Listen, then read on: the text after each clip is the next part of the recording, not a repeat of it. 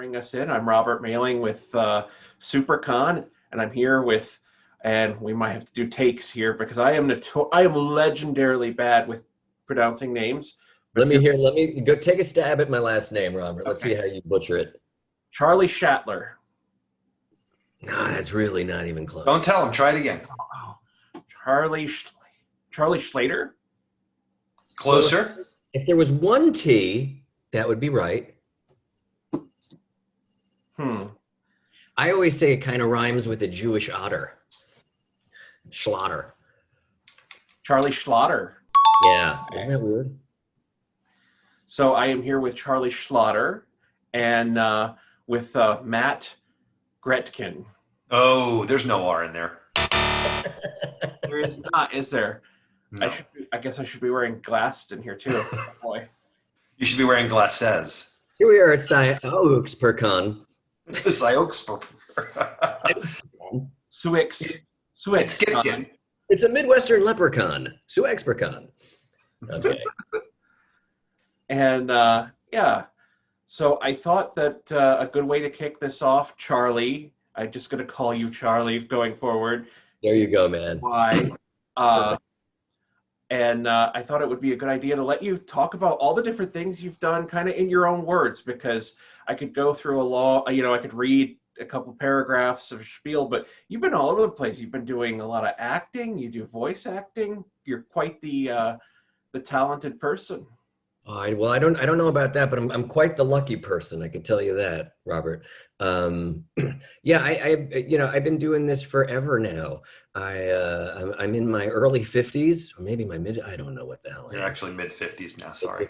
Yeah. That's what you need an assistant for, is someone to be like, oh, you're. Otherwise you do what I did and you skip your entire 38th year, and then your wife turns to you at your birthday and goes, no, you're 38 now. I was like, oh. Well, with Wikipedia and IMDb, you can't lie like you used to. Some still do, and some still get away with it. I'm not going to mention any names, but there are a few that I look at them and I go, are you serious? In fact, someone we went to school with, Matt, he's an actor. That's true. And this is a kid who graduated, with me, and apparently he's like 7 years younger than me. I don't know how he manages to do it, but he does it. Getting back to your question, Robert, more about me. Yes, I'm extremely talented. And humble. Don't forget humble. That's on the resume. Special talents, humility. I'm so lucky. I started off just as a kid in a small town in New Jersey, Fair Lawn, New Jersey, where my buddy Matt is from. And we did tons of plays and stuff like that. And I just decided, if there was such a thing as musical theater, being offered as a major at a college, I would actually go to college. And lo and behold, there was. And I went to Ithaca College in upstate New York. And I majored in musical theater there. And I'll make a long story short. I was doing a play in that town, and a casting director saw me and said, hey, we'd love for you to come and audition for this movie with Michael J. Fox to play his brother. And I said, oh, okay, that sounds fun. And I did. And I ended up getting the role that day. I read for the casting director, I read for the director, and then Michael came in and he said, dude, I want you in this movie. And I said, okay. And that was it. And then I kind of went back that summer, did some more theater in upstate New York in Ithaca. And when I got a call to come to audition for a movie called 18 Again with George Burns, it was one of the soul switching movies. And again, I auditioned for it. They said, hey, we want you to come out to LA and audition out here. And a day later I got that. So things like, for me, things were just on a fast track. I was really, it was kind of atypical of what happens in this business. A lot of times, you wait tables and you do this and that, and you really mind to it. Yeah. And I mean, I don't want to say that, okay, hey, that guy didn't pay his dues. I paid my dues later, believe me. But right. Charlie didn't have to pay his dues up front, but the other thing that Charlie got was fortunate, being quote unquote fast tracked, is he was in the right place at the right time, but he had the talent to back it up. Otherwise, these one hit wonders will do one movie and you'll never hear from them again. He got fast tracked because He's great at learning his lines. He's incredibly talented.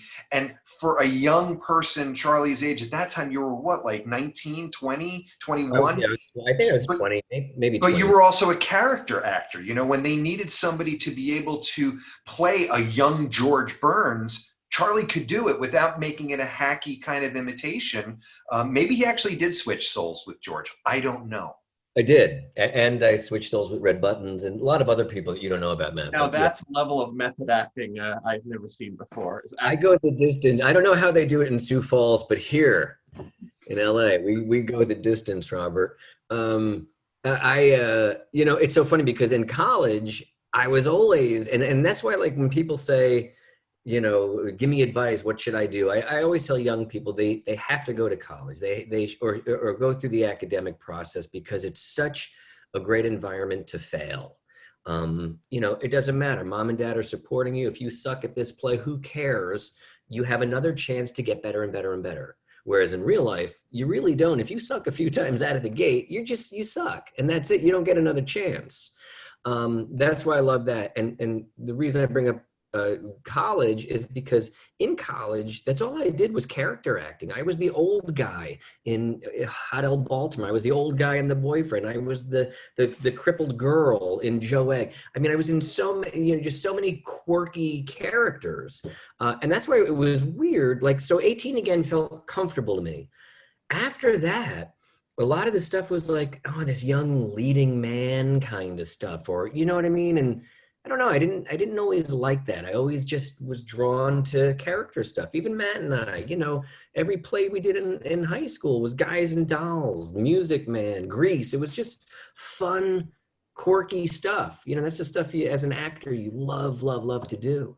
And I don't want to fast forward. I don't know where you want this interview to go, but fast forwarding to voiceover, that became really enjoyable again, because now you could play an old woman, you could play, you know, a crazy butcher, whatever it is, you could play a superhero, which normally I don't get to play, but you could play all those fun things again through animation, which is really wonderful.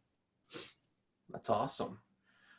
Speaking of, at what point did you, so we kind of heard a little bit about how you know, got discovered in acting, and did your dues there, and how did you make a transition to voice acting or get introduced to that? I was doing a TV series called Diagnosis Murder at the time, with Dick Van Dyke, and it was, I think we might have been in like our second season, I think, and it was right around the time, I don't know if my first kid was born. I have 3 kids, and anyway, either they were just born or little or whatever. And the stuff that I was getting offered to do work-wise during hiatuses was either in Toronto, or just a lot of stuff was just out of state. And I just really wanted to be, always, to me, just wanted to be a great dad. I mean, that was the role that I wanted to play my whole life. I just wanted to be a good dad to a bunch of kids. And so I just wanted to find work that would keep me in town. And I had a manager at the time who said, hey, have you ever thought about doing voiceover? I know this great voiceover agent, blah. I said, okay, whatever. And so I went and met the agency. They were called Sutton, Barth and Venari, SBV. And they're one of the top 5 guys in town. And I was there for like 20 years. And one of my first auditions was for Stars, a better movie network. And so I ended up getting that. And then from that, I ended up meeting like animation people, and one thing led to another. And before you know it, you're hired at first just to kind of do your own voice. And then they go, oh, maybe we'll throw Charlie Minion number 4. And, oh, he's doing a funny impersonation of his dad. And all of a sudden, you kind of become like a utility guy, which is nice. So now I just kind of get offers from, you still audition a ton for lots of things, but if people just know that you're a good utility guy, they'll say, hey, what are you doing next Thursday? Can you come jump in on Scooby-Doo? Can you come jump in on, DC superheroes, whatever. They need someone who they know could do 3 fun characters. And so I've been able to establish that in this business. And that was kind of tough actually, because it's really like 10 guys who do every cartoon, and I'm sure you could name every one of them. And I always have felt like I'm number 11. I'm like this fringe guy who just kind of happens to get lucky every now and then, and I'm back on that scene. But I'm really, really fortunate that I've been able to make a really nice living doing, as my kids will say, fart noises. Dad, you do Well, I fart. think Charlie, you also transitioned into voice work when it was really becoming more difficult for people to get voice jobs. When we were growing up, you had there were like the five guys in the Hanna-Barbera, Yeah, and all of a sudden celebrities realized, hey, you know what, this is a good gig. Oh yeah, and it was so funny. I don't know if do you remember, Robert, when Chris Rock was talking about, I don't know if it was on like the Oscars or some show, and he was talking about, I show up, I make a noise, and they give me $1 million. Because he was just talking about kind of how easy it is to do voiceover work, and a lot of the community kind of crapped on him for it. But it is kind of the truth. These guys show up, they are who they are, and they're great at what they do. Chris Rock is great at being Chris Rock. He gets up there and he does his job, and they give him $1 million. I'm not that guy. I got to do a bunch of different things. We're the guys who go, okay, Chris is done. We'll come in now and we, fight for the other little bits that are left over. But it is true. No one likes auditioning. No one likes, hustling for a job. The job itself is the best job in the world. You sit there and for the most part, if you're lucky, you're kind of doing like a radio play with a bunch of fellow actors who are just these goofy knuckleheads and collectors of Funko Pops or whatever, they're just like fanboys and girls. And that's the best part of it, is the playing. When I got to go and audition for the talking light bulb again and give 7 different takes, it's like, oh, really? I got to do all these hoops for, whatever, a talking diaper, whatever it is. But the people, I will say, the community that I'm involved with, that voiceover community, they're some of the most talented human beings I've ever met. And, it took me a long time to even feel comfortable telling people I was an actor. I never felt like comfortable saying I'm an actor. Oh yeah, what have you done? But it really is. It's a pretty noble profession, I have to say. You have to be emotionally available all the time, and I think that's really brave. And I'm not patting myself on the back because I'm not always emotionally available. I'm not. I fake it well sometimes, but there are some. But it's called acting, my boy. But there are Olivier's best line. Yeah, but there are some of these voiceover actors are so freaking brave, man. They just throw stuff out there, and they don't care. They've got that safety net, and I think it's because we all provide that for each other. They certainly did for me. One of the first cartoons out of the gate was with Rob Paulson. I don't know if you know who he is, but he was Pinky from Pinky and the Brain, and Raphael, one of he's been every turtle, I guess. I don't know.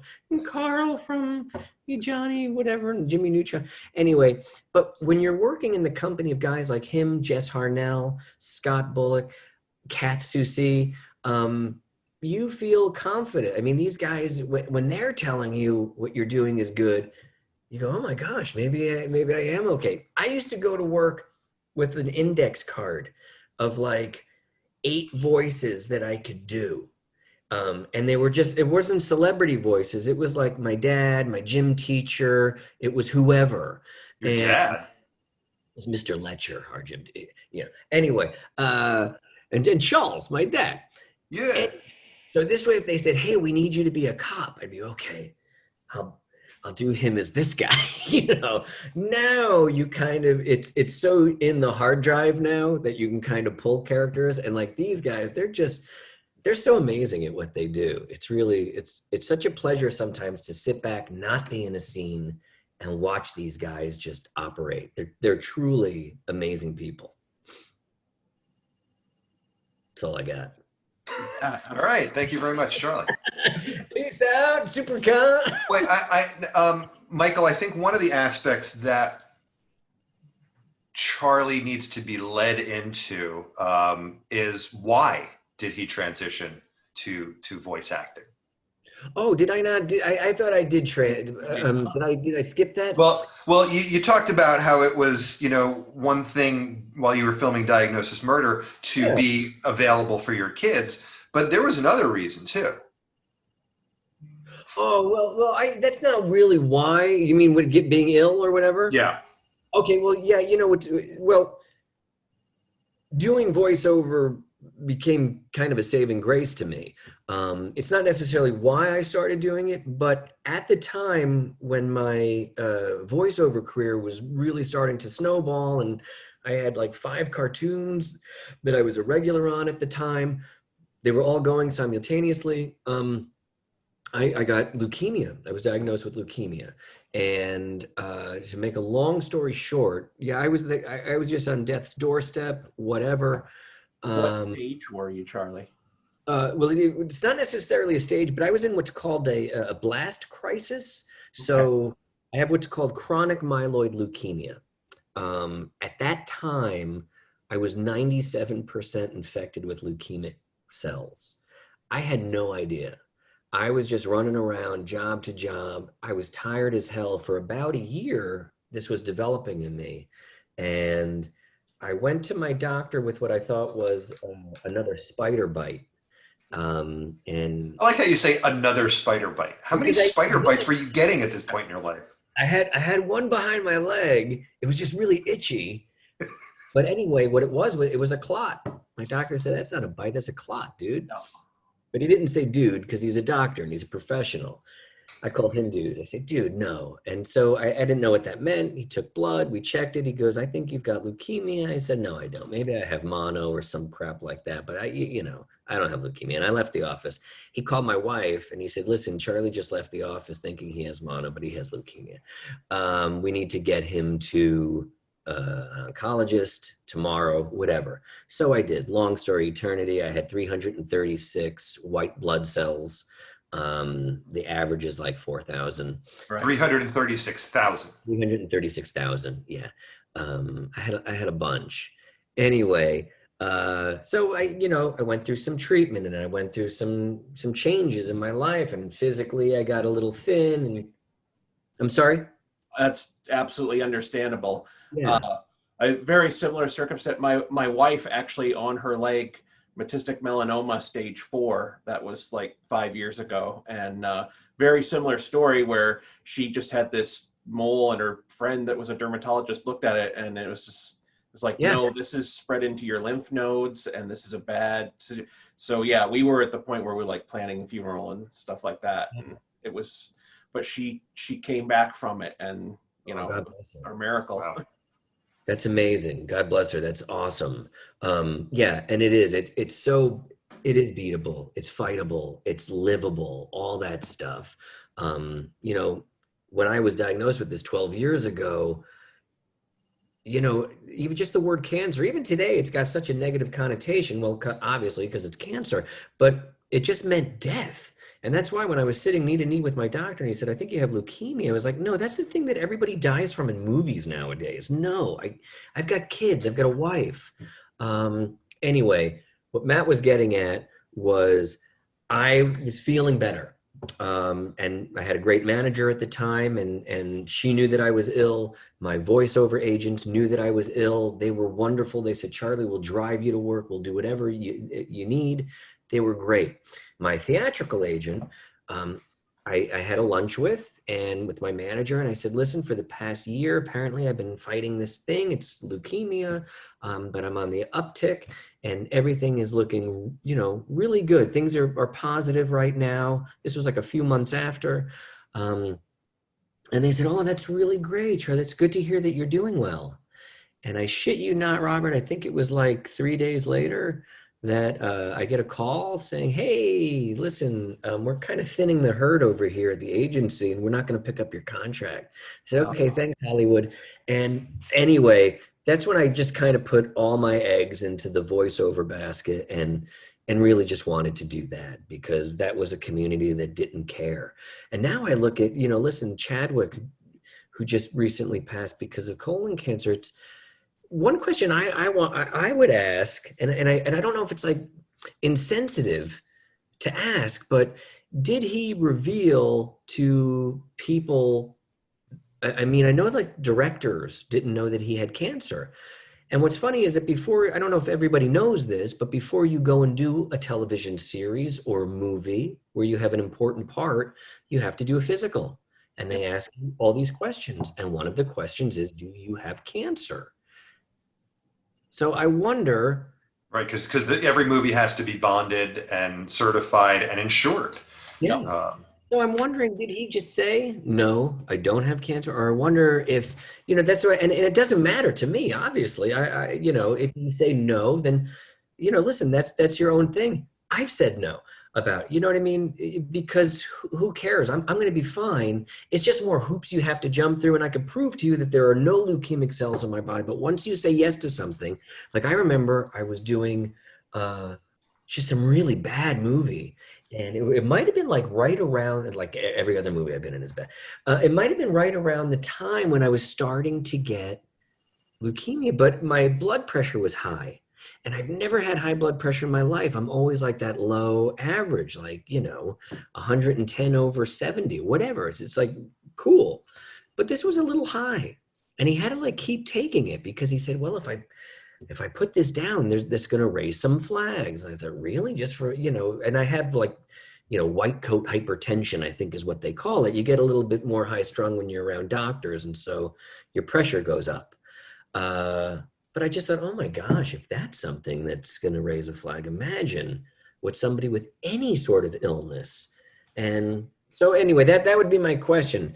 And to go back, yeah, that's why I just really got involved or more heavily involved in voiceover.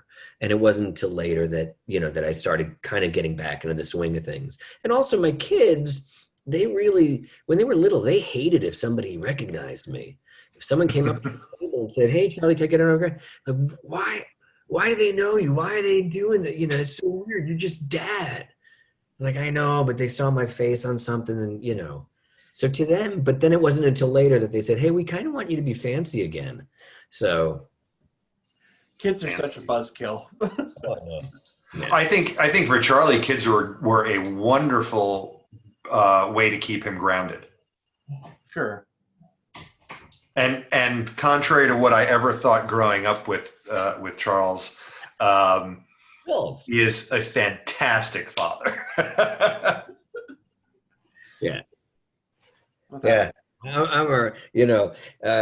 don't know about that. My kids don't hate me yet. And listen, we're all quarantined here together. Because my oldest, she was working at MGM, great job, but they had to let teams go because of COVID. My middle daughter, she's doing classes right now online because of the UC system. She goes to UC Channel Islands.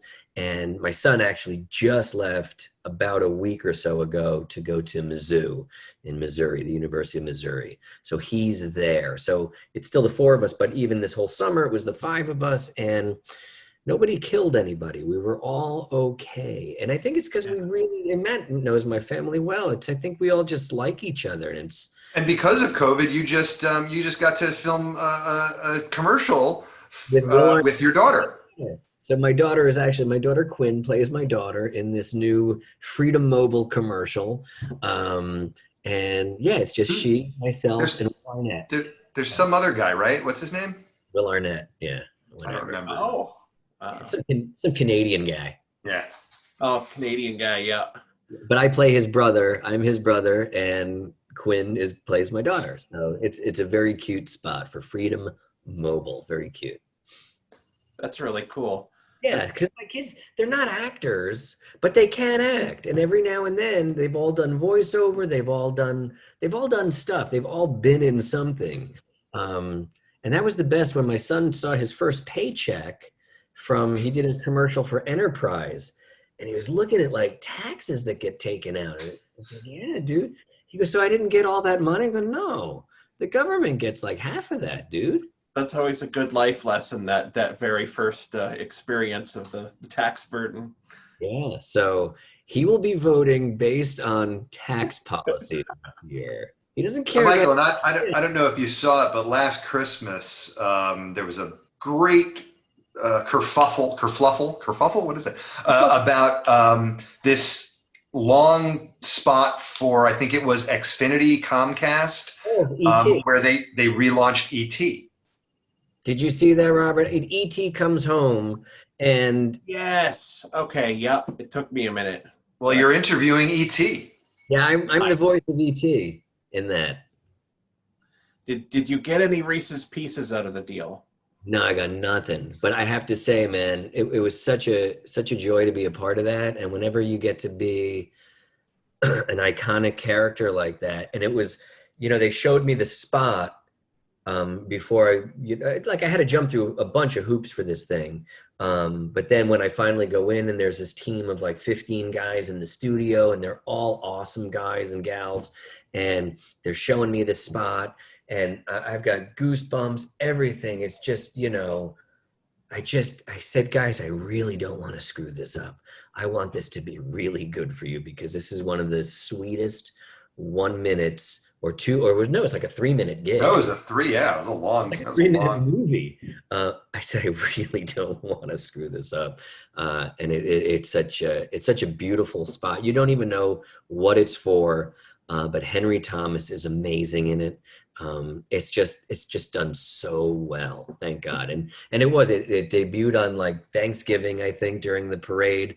It was just, I don't think there was one bad thing said about it, and if there was, that's a fun role. That's really awesome.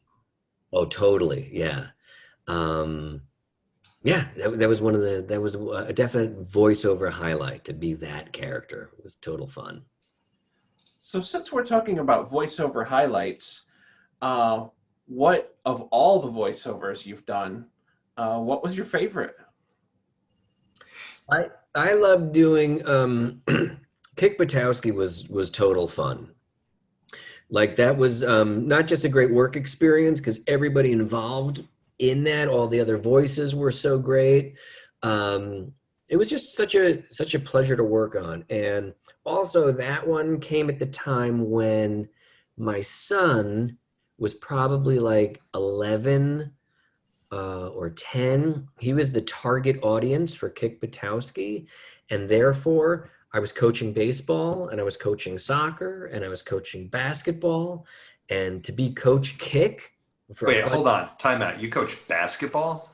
I know, dude. Yeah, I'm 4'11", Robert. I know you can't tell. I'm a Shetland human. I'm diminutive, but yeah, I taught these guys basketball, and we won things, Matt. And just so you know, it's so great being a career major who is coaching a team against another team that's coached by some ex-failed jock. You know what I mean? And so every time we would win, I would make sure they knew, hey, I'm a musical theater major. That's awesome. We just kicked your ass. Places, ponies, places. It was really fun, but yeah. If you go to college, BFA. So if you had, that was the best part, was just being with your target audience. They just loved it. So it was. Did you ever coach using your Kick Buttowski voice? All the time. I would go to like my kid's school and I would do messages. Good morning, this is Kick Buttowski from Millbrook, and you would just go into your whole thing over the loudspeaker. So that was always fun. So there were definitely some perks for Beck at that time in his life, being in like 5th grade or 4th. It was always nice to be able to share that. And there were other shows I didn't share so much, like being on Winx. I was a boy in a half shirt. Timmy. They didn't care about that one that much. They're like, Dad, you're wearing a half shirt. What's up with that character? I don't know. Timmy needs to show the midriff. What are you going to do? You can't argue with the writers. So I've done a few that haven't always been the best, but I will say that was probably the most fun I had doing any. There was another series that I don't know how many people saw.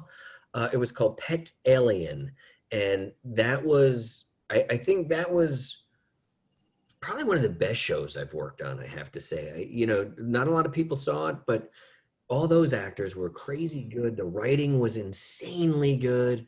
You always walked away thinking, man, this thing is good.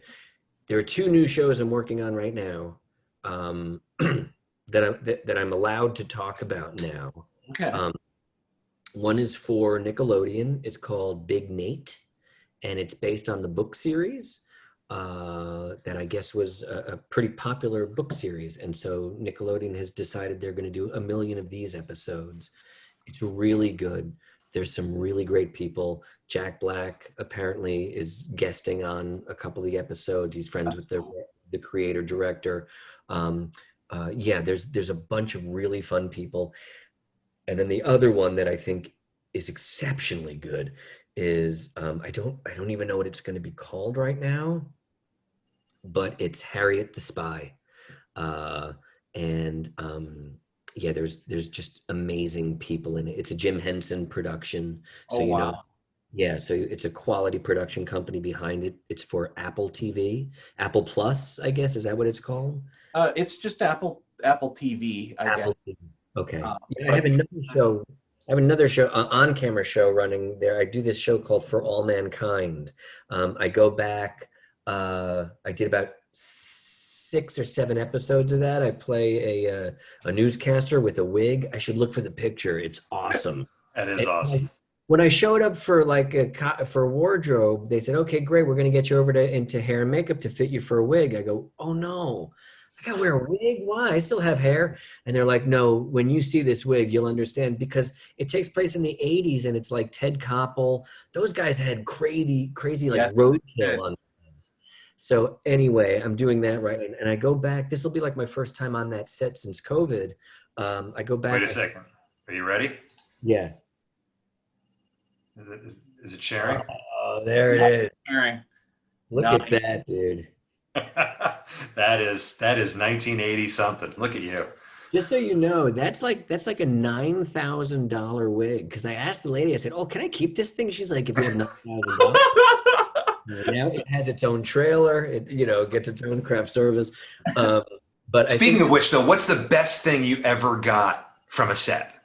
There you go. well, my kids don't know, but I used to smoke, and I remember like being on Bright Lights Big City.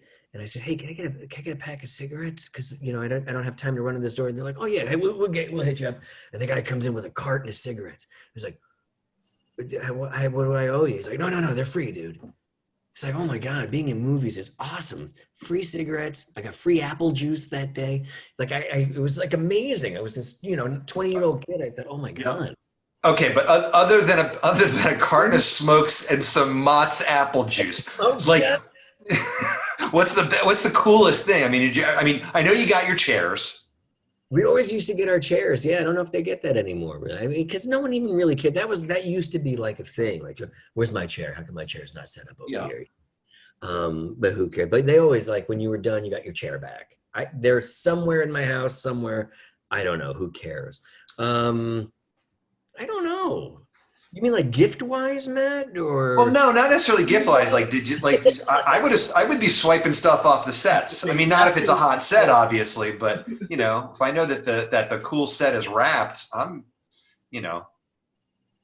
Yeah, I've got like I got a stethoscope from Diagnosis Murder. That's good.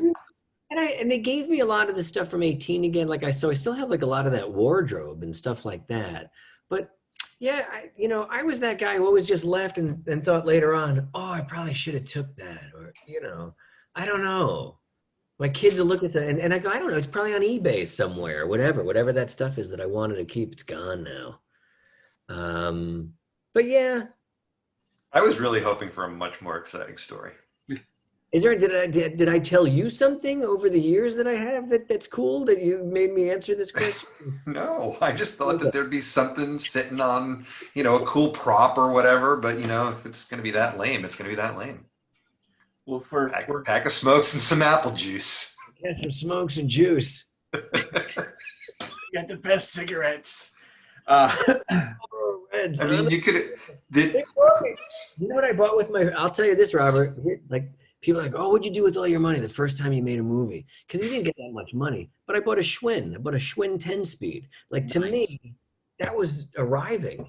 And then the next movie, then I bought like a car and I bought a Jeep and I bought stupid things. And I used to, because then I did a television series. I did this thing called Ferris Bueller. And I was like 23 at the time or 24. And when you give 24-year-old or 23 that much money every week, and they don't come from money, Yeah. they don't know what to do with that money. So they take their friends out a lot. They do stupid things in Vegas. But then I did Diagnosis Murder, and I married the daughter of an accountant. So she made me save all my money. So I'm Old man Gunderson. That's Old Man Gunderson, Gunderson Park. Yeah. that's what saved you is the getting the accountant in the family who's just like, whoa, slow down. Slow down, Cha-Cha. But let's see. What so we're digging for stories here. You apparently you're an honest person, didn't steal a lot from sets. That's always good to know. Yeah. What's the role you've done that was the most like surprising? Like not like on a more, I assume on a larger scale than like the wig story. See, that's good. Because that was, you did not know that was coming. I'm surprised they don't like brief you on that a little bit before you get there. And Oh, well, this was like, because you show up, like before you do any show, they call you in like a few days before so they can fit you, and then they can get their wardrobe and all that stuff. So, and that's why then I was like, oh no, a wig. But I got to be honest with you, Robert, I'm like looking forward to seeing that wig again. I want that reuniting to happen. But I think it's also from the time that we were in like college doing those shows, they didn't have budgets for $9,000 wigs. So when you got a wig and you were in a college production, you don't know where that wig was from, when it was last used, and on whose head. And you're doing these shows for, 9, 10, 20 performances, and people are sweating in them and they're not getting them cleaned properly. oh yeah. Oh no, it's nasty stuff. That's why I said I know they are flying in a team right now to tend to that wig, which is I believe your wig was placed somewhere during the COVID restrictions to protect it. It's one of those undisclosed, locations in a mountainside being kept. in Alaska right now somewhere. Yeah. But aside from the wig, what's the most unexpected thing you've encountered when you've done? It could be an acting role or a voice acting. What was the thing that most surprised you? Go ahead. I want to hear your answer to this. What's that? What do you think? I'm thinking of last summer in Arizona when we were filming a movie. Yeah, a movie. I'll be honest. So this past summer, this is the first time I ever worked on a movie that didn't get done. Like where we actually had to stop. Matt was our UPM on the show, and we had a crazy director who a couple weeks into the show, I don't know, money was gone. He just, we don't know what he did with it. You had myself, Jim Beaver. Do you know Jim Beaver, the actor from Deadwood and Supernatural? Yep. He was a co-star. Jennifer Runyon from 18 Again. Anyway, this guy decided we all kind of trusted this guy, and we were all shipped out to the high desert in July in Phoenix, where were we? Tucson. At Old Tucson Studios, which is great. And I think that's what Charlie and I fell in love with. It's very, very infrequent in your career that you get to dress up as cowboys and play cowboys and Indians on the place. This was Old Tucson Studios was from, I think, one of the old Universal studios that were built in the 1930s. Everything was filmed there, from Little House on the Prairie to Rio Bravo to Three Amigos. So we're like, cool, we get to hang out and play. You just play cowboy for a couple of weeks, and honestly, it's supposed to be like a 4-week shoot, whatever, which is normal, 3 weeks, which is normal for kind of a low budgety thing. But like, we just thought, okay, well, you're on horses and you're just a cowboy. How much budget do you need? They're paying us, whatever. And then all of a sudden, this guy, gone. Yeah. So didn't pay hotels, didn't pay the studios, didn't pay. Wow. Didn't pay. Yeah, there. So it's kind of awesome. Uh, it's the worst thing ever. And he was just, yeah, it was a mess. We had a ball though. We had a great time. I would do it again. I would do it again. I seriously would. You know, it was 2.5 weeks out in the desert with my buddy Matt, and we In just July. in July we just got drunk and hung out, and you know, what are you gonna do? You're waiting around for a director to show up, and he decides he's not going to show up sometimes. And what was that director's name? Tony London. Tony London. Yes. Yeah. Probably no one Disappeared. knows where he is. People still don't know. He might be in Centerville, South Dakota. He might be hiding. Who knows? But in fact, I think we were supposed to shoot it. Like originally, it was going to be shot in South Dakota. I think that was his concept. And then, for whatever reason, it was moved to Arizona. I think just because he got a deal on the studios and whatever. Yeah. He got a deal. He never paid him. Exactly. That's true. That's quite the discount. Exactly. Yeah, but he doesn't own any of the footage of the movie. True. The DP still has it. He owns the sound. He owns the sound. The DP still has the If you're footage. looking to listen to a really good movie, Maybe he's going to make a radio show of Gunfight. There you go. He's going to break it up into podcast episodes. animate it.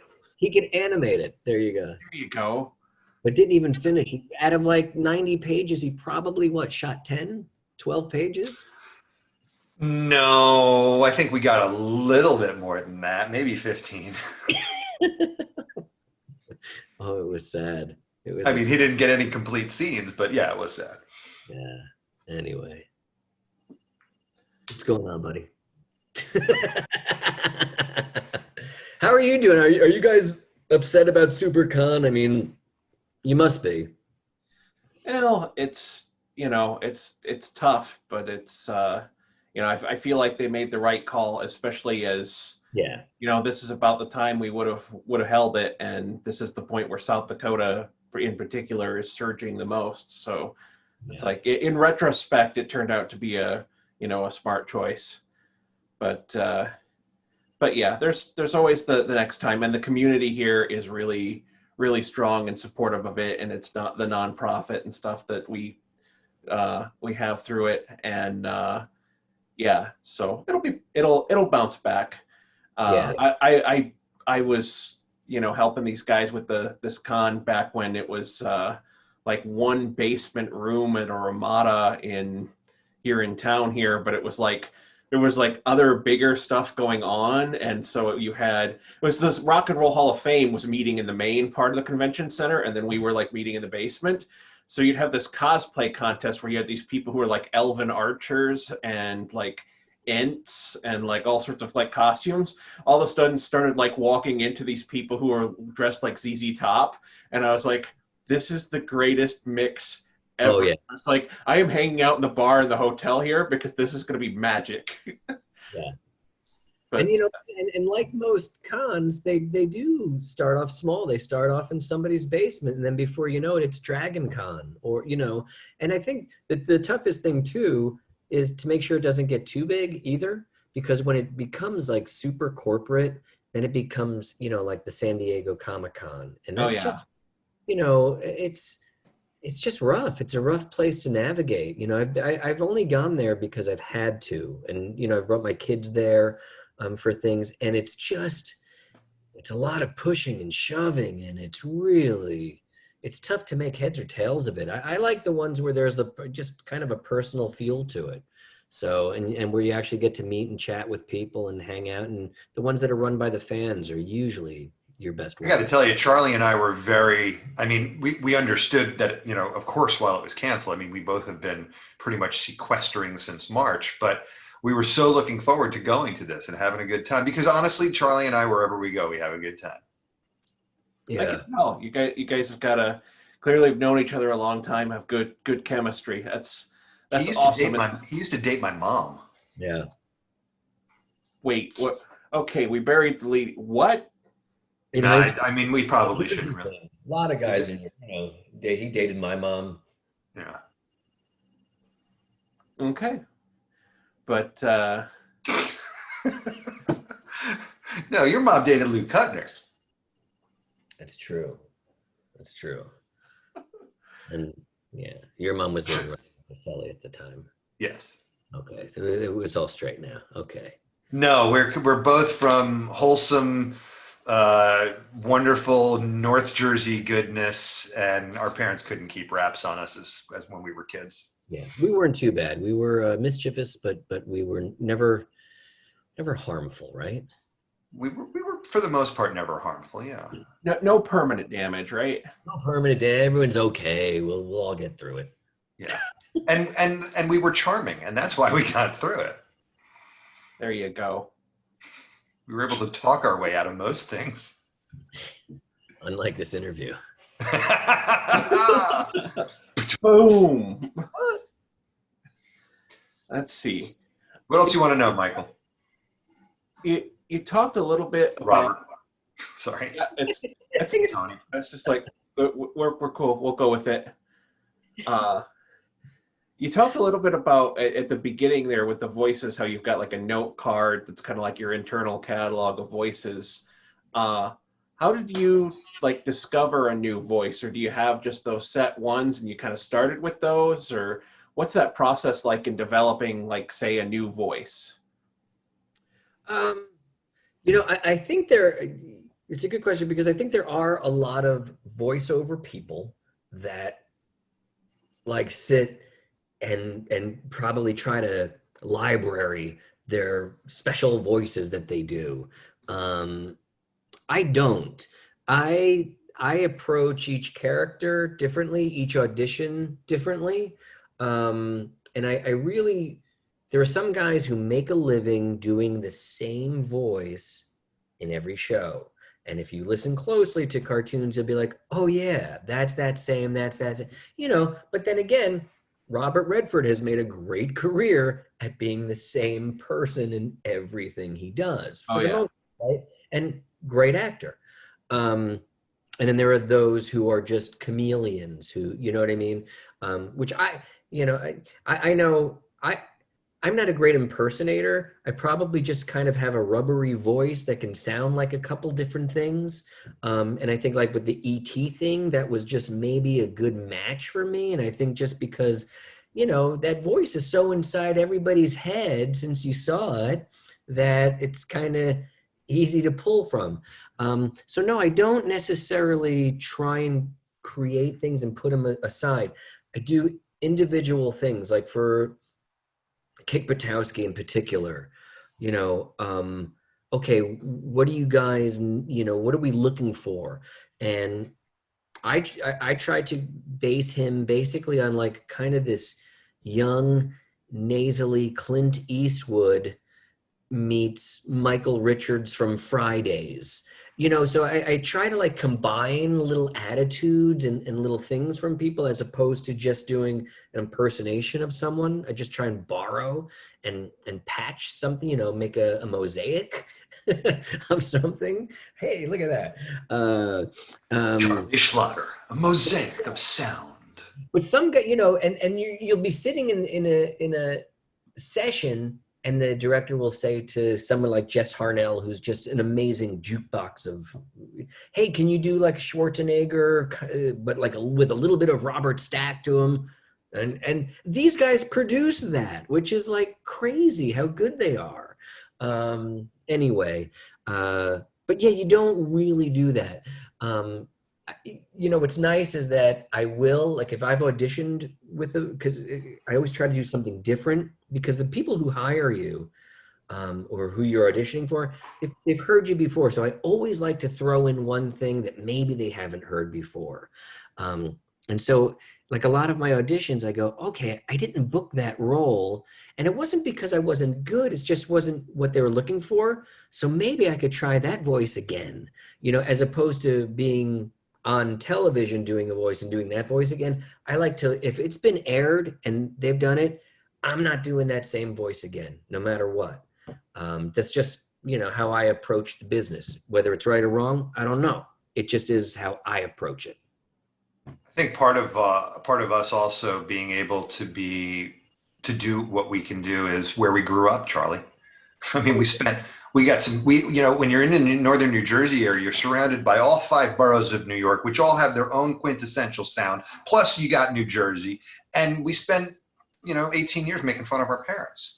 Yeah, so which is true. I created this show with this Jess Harnell guy years and years ago. It was called Fun with Dick and James, and a lot of those characters were just based on guys my dad was friends with. Yeah, Mickey Dowd. He always talked like this, Mickey Dowd. And and I know that's kind of like what someone might think is Joe Pesci, but for me, it was always Mickey Dowd. Charles, it's Mickey. Is your father there? Put him on the phone. Like, those are the guys I would talk to. Charlie, listen, it's Bobby Allen. Hey, where's your dad? Where's Freddie? These were all these were like real guys who really existed, and we just thought they were the funniest damn people. We couldn't believe they were real, but these were real people. I can't even tell you how many times Matt and I worked at the AAA across from Madison Square Garden in New York, and it was just we used to make triptychs. You wanted to go from Centerville, South Dakota to Lincoln, Nebraska. We would chart out those things, and you'd have a little map, and you drive, and we made those for you. Anyway, but the people who worked there, Chalet, send it, baby. Send it, baby, send it. They were just guys that they say, if you ever did a show about this place, people wouldn't believe you. So many places in New Jersey, they would say that same line. If you ever did a show about this place, no one would believe you. And then sure enough, The Sopranos became a show. Yeah. Nice. Anyway, but yeah, it's true. I think we were just surrounded by characters. And then we go to be a BFA acting program where we take voice and speech, and you do cover things like regionalisms and dialects, and you kind of learn the science behind what you've already been doing and go, oh, okay, now I know how to move on and craft other voices, because what I've been doing, that's called pitch. And you got your relative pitch, you've got the glottal fry, and you can pack into your toolbox all of those other voice and speech things and go, okay, now I really know the mechanics. Let me lay that onto what I've already been doing. And you've got so many of these layers, and it's so much fun. It is. But I will say, voiceover's taken a little bit of a turn because of political correctness. You kind of need to stay in your lane. Sure. And which is, I will say, those guys, the voiceover community was probably the first, oh, sorry, I'm just getting an email. I got to get rid of this. How do I get rid of this? I don't even know. Like, all of a sudden my email is on my computer. Oh, here, I just had to hit the red button. Okay, there it is. Okay. But anyway, it used to be that, you could play Mexican, you could play Black, you could play Asian, you could play whatever, you know what I mean? And it didn't. It's really common. It was just like, because we have to give, contractually, you give 3 characters. You know what I mean? So if I'm already there doing the bulk of the work, and there's a part of, a Mexican doctor or whatever, you have to, like I would do it, and you would do it for free. I mean, you basically, because I was included in your contract. Now you actually have to hire outside or whatever. And I get that. I think it's all great. But as an actor, I don't know. It was always just a little bit more fun. You know what I mean? Because but I guess, in hindsight, maybe it is offensive. I don't know, but it was never done that way. It was everything, was always just done in fun and in celebration of all these characters. Like, even when I make these noises of my dad and Mickey Dowd, it's in celebration, I think, of those guys. You know what I mean? No animated or no voiceover actor was ever making fun of any other, you know what I mean? Creed, race, religion, whatever. You just did stuff because it was musical, and that's the music that you would hear, and you would try and represent that. And you wonder if it's going to be phrased differently in scripts from now on. Whereas you go back 20 years ago, it may have said in a script, sounds Jewish. Well, now they can just put sounds New York, Long Island, and probably get the same result, but they have to just watch what they're saying in their character breakdowns. Yeah. Yeah, that's the truth. Yeah, you'd look at a character, Jewish, whatever, and you, oh, okay, I know what you're going. You want when they said that, they just meant Woody Allen. They want someone who sounds like Woody Allen, Yep. or whatever. But again, it's changed a bit. So, but I have to say that's really great. On the Big Nate show that I'm doing, we have representations from every community. So it's really nice. I'm glad they are doing that. But I do feel like voiceover was like one of the first communities that really took that to heart. So I'm proud to be a part of that. That's very cool because I could see how, there's a lot of artistry to it in doing the voices of people who are, from a different background and things like that. And that's like a whole part of the craft of voice acting now that's probably a little, off limits.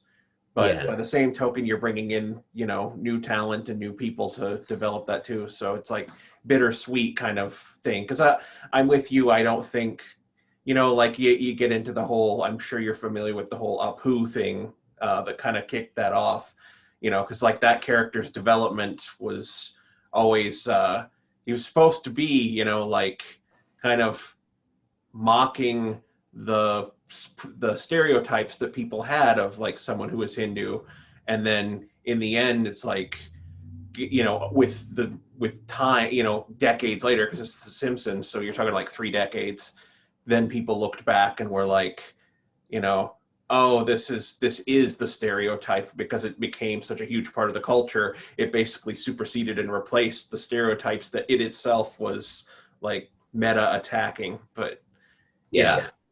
And then recently, the gentleman who did the voice of Cleveland Brown on Family Guy, he tapped out. He said, "Nope, I can't, in good conscience, do this." But so far, I didn't even know that guy was white. I thought it was like a black guy making fun of how white people talk.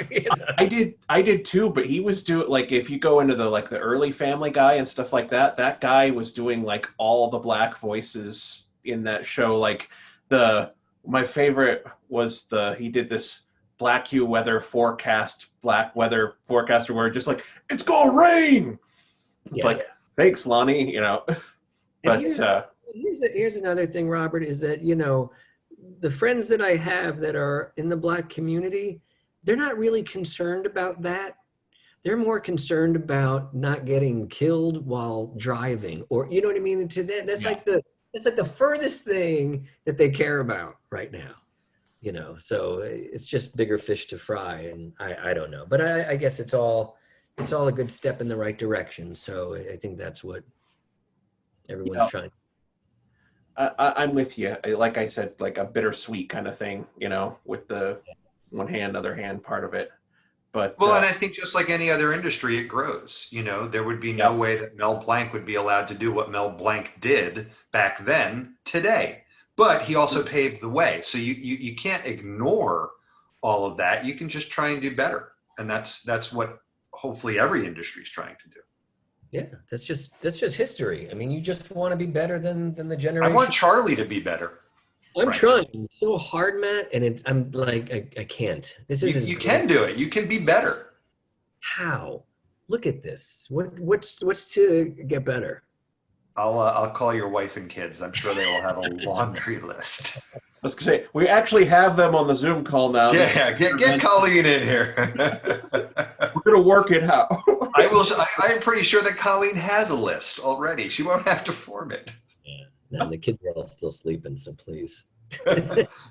That's right.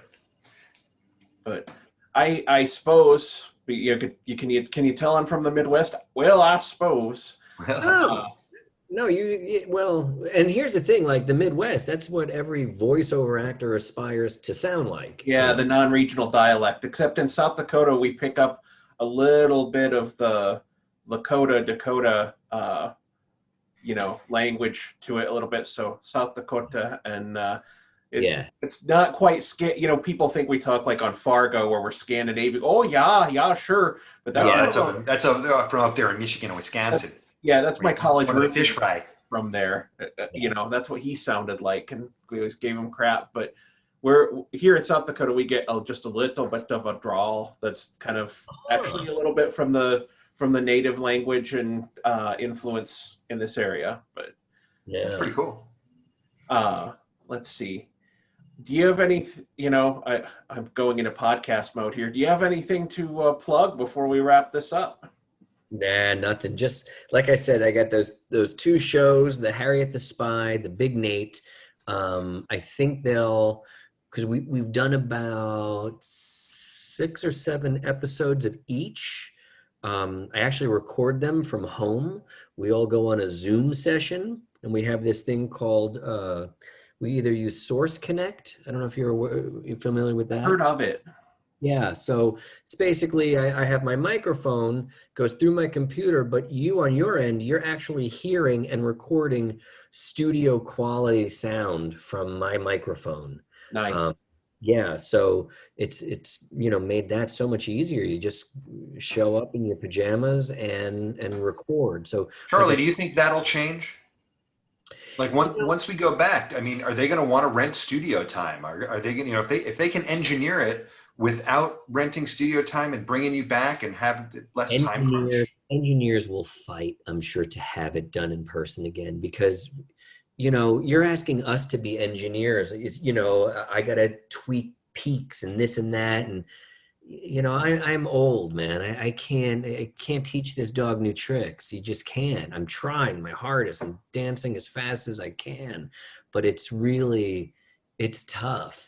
So those guys, and I think the actors too, I think we really like being together. A lot of times there are some series that you do in a vacuum. You just do your lines and you go home. That's why conventions, Robert, are so great, because we get to meet the people that we've touched through our work. You know what I mean? I don't know a lot of kids. And so I don't know the effect that the Loud House has on somebody until you see that kid go, oh my God, do the voice, whatever. Yeah. And that's really fun. That's the best part of conventions, is that, it's not always like the 48-year-old guy who says, hey, in episode 208 can you, and you go, no, I don't know what you're talking, no. But when the kids, when they light up, when they meet Buzz the Bee or whatever, you need to be happy, be healthy, which is very sexy. I know I save that for the ladies. But one of my favorite Charlie stories was when we were at a convention last year, and there was a little kid walking around, and he was just overwhelmed with whatever he was seeing. And then, of course, he looks at Charlie, and he doesn't know who Charlie is, because he never watched Diagnosis Murder. This is a small child. Yep. And he came over to Charlie's table, and he sees some of the pictures, and his face lights up. I don't remember whether it was the bee or whether it was something. I think it was the bee, the Honey Nut Cheerio bee. And Charlie just said, close your eyes. And the kid closed his eyes, and Charlie did the voice. And without opening up his eyes, you saw this face light up. And that's the kind of stuff that kind of interaction that I witnessed is just incredibly special. Yeah, that's always it's funny because people are so unaware of what goes into a cartoon, and then when they hear that, oh, you're the voice for that character, there is something kind of magical about it, because they don't you sign somebody's back. Oh yeah, the guy who's got the tattoos or whatever. Yeah, I signed some guy. Yeah, it's crazy. Nice. But he didn't want your signature. He wanted Buzz the Bee. Honey Nut Cheerio Bee. Yeah. And then he got it tattooed. Nice. Yeah. So it's pretty crazy, but that is honestly, Robert, that's one of the best parts about any degree or level of celebrity and that specific type, that you could do that. One of the greatest things that I was ever able to do with that celebrity was go to Walter Reed in Bethesda and to see the troops that were coming back. This was, going back to, just post 9/11, whatever. And I had gone out on a USO tour with some other people who make fart noises for a living. And we did shows for the kids that were living in the barracks. And like I said, we would visit those real heroes. And that was amazing, just that you could lift spirits just by being there and doing what you do. That's a real gift, That's really cool. I mean, it's such an incredible privilege to have that ability. it's really nice. Awesome. And with that, gentlemen, thank you so much for being on SuperCon's virtual con here. Yeah, SuperCon. Yeah. And I've been Robert Mailing, host of the Sioux Empire podcast, here with Charlie and Matt. And yeah, we'll see you all in the next one. Robert, See you in Sioux City next year. See you next year. Sioux Falls, that's the city. Let's try that again. Edit that out. See you in Sioux Falls next year. There you go.